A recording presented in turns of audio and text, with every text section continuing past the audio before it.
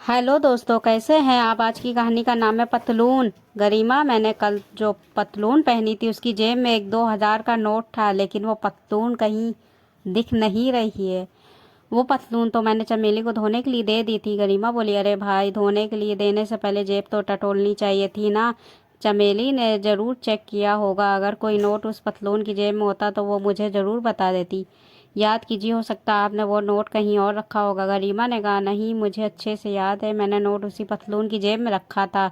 धोकर इस्त्री करने के लिए रखी गई पतलून की जेब टटोलती गरिमा अपने पति की बात सुनकर हैरान थी, क्योंकि उसके घर में काम करने वाली चमेली एक ही बहुत ही ईमानदार और सुलझी हुई महिला है। चमेली ने आज तक कभी किसी चीज़ के लिए लालच नहीं दिखाया था।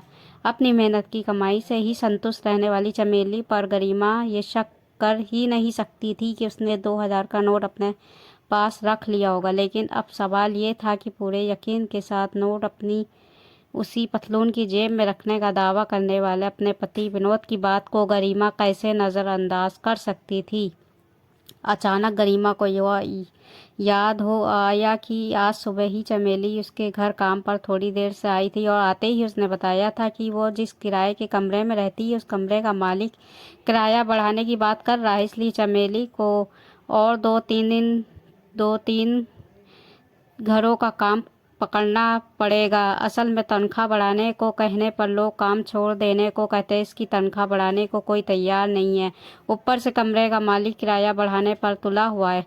करे तो क्या करे। आज चमेली बहुत परेशान थी। गरिमा की आंखों के सामने अचानक चमेली का परेशान चेहरा घूम गया। कहीं चमेली ने चुपचाप वो नोट रख तो नहीं लिया। गरिमा मन ही मन सोचने लगी, लेकिन अगले ही पल उसने अपनी उस सोच को जहन से झटक दिया, क्योंकि चमेली कई सालों से उसके घर में काम कर रही थी और उसने आज तक कभी कोई ऐसा काम नहीं किया था कि उस पर शक किया जा सके।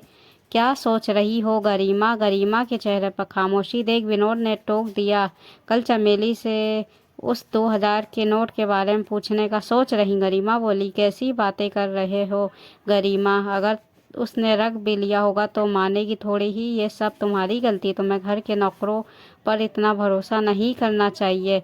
आज उसने 2 हज़ार का नोट चुराया है, कल को कुछ और महंगी चीज़ चुरा ले जाएगी। चुपचाप विनोद की बातें सुनती गरिमा ने निश्चय किया कि कल सुबह जब चमेली काम पर आएगी तब वो सबसे पहले उससे उस 2 हज़ार के नोट के बारे में पूछेगी। अगली सुबह चमेली एकदम सही समय पर काम पर आ पहुंची थी। गरिमा चमेली से कुछ कहती उससे पहले ही चमेली बताने लगी, पता है दीदी, कल यहाँ से जाने के बाद मैंने अपने मकान मालिक से बात की।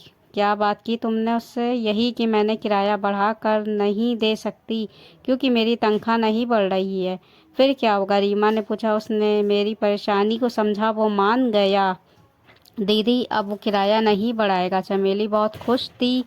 चमेली के काम पर आने की आहट पाकर विनोद भी कमरे से निकलकर बाहर आ गया था। गरिमा से नजरें मिलते ही उसने चमेली से 2 हज़ार नोट के बारे में पूछने के लिए आंखों में इशारा किया और गरिमा ने आखिरकार चमेली से पूछ लिया, चमेली, कल तुमने जो पतलून धोई थी उसमें तुम्हें कुछ मिला था क्या। नहीं, मालकिन चमेली का एक टुक जवाब सुनकर दोनों पति पत्नी एक दूसरे का मुंह देखने लगे। उधर झाड़ू उठा कमरे की ओर जाती चमेली को अचानक कुछ याद हो आया। मालकिन, कल मैं आपको एक बात बताना भूल गई थी। क्या। गरिमा के साथ साथ विनोद की नज़रें भी अचानक चमेली के चेहरे पर टिक गईं। कल साहब के पतलून की जेब में से 1-2 हज़ार का नोट मिला था, जो मैंने मेज पर पड़ी उस किताब में रख दिया था। ये कहते हुए चमेली वहीं सामने मेज पर पड़ी किताब के पन्नों को उलट पुलट करने लगी और किताब के पन्नों में छुपा हुआ वो 2 हज़ार का नोट अचानक सामने आ गया। चमेली वो नोट वहीं मेज पर छोड़ झाड़ू उठा वापस कमरे की ओर जाने लगी। तभी गरिमा ने उसे टोका, चमेली, ये नोट हमने तुम्हारे लिए ही रखा था। क्यों दीदी, हम इस महीने से तुम्हारी तनख्वाह बढ़ा रहे हैं।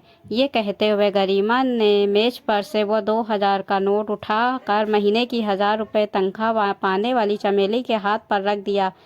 अपनी पीठ पीछे शक से उपजी मनोस्थिति से अनिभाजी चमेली के चेहरे पर खुशी मिश्रित हैरानी थी, लेकिन एक दूसरे की ओर देखते गरिमा और विनोद अपनी सोच से उपजी आत्मग्लानि को दूर करने की भरसक कोशिश कर रहे थे। ये हिंदी कहानी आपको कैसी लगी, अच्छी लगी हो तो लाइक सब्सक्राइब ज़रूर करिएगा।